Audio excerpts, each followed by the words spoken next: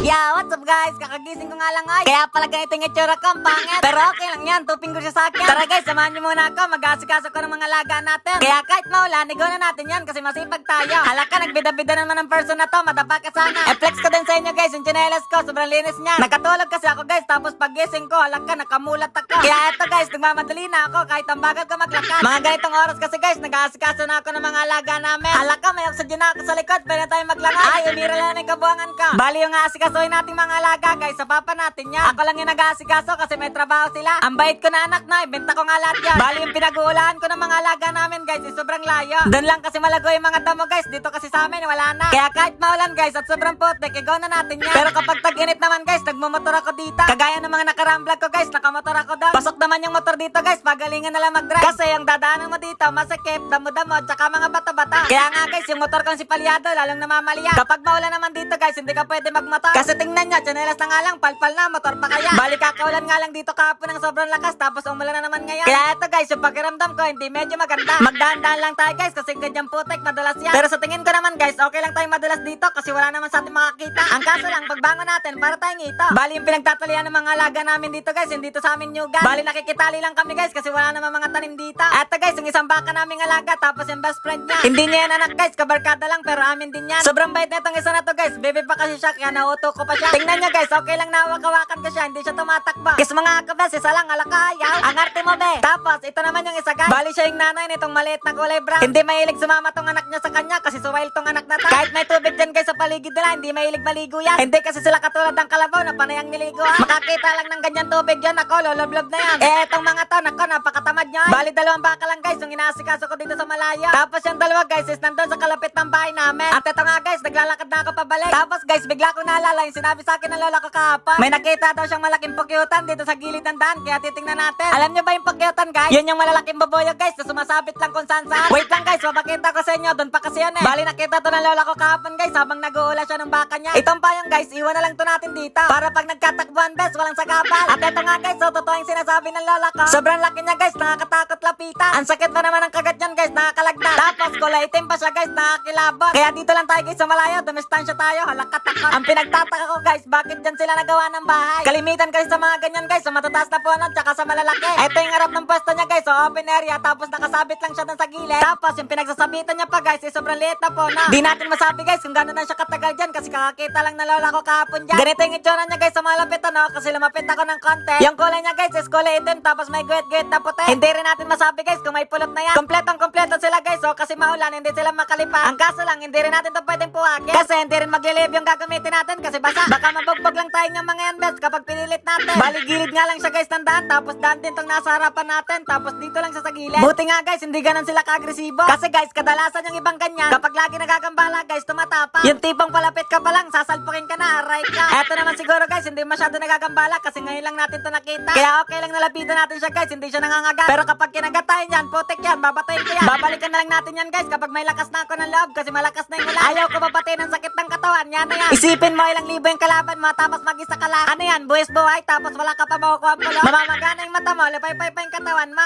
Aray ko, bahala yan ay. Kaya guys, itry nyo, basta wag nyo ako isasama. Ayaw ko pang mamamaga yung buong katawan ko. So paano ba yan guys, hanggang dito na lang ulit. Ingat kayo palagi guys ha, mahal ko kaya. Tuping ko sa akin.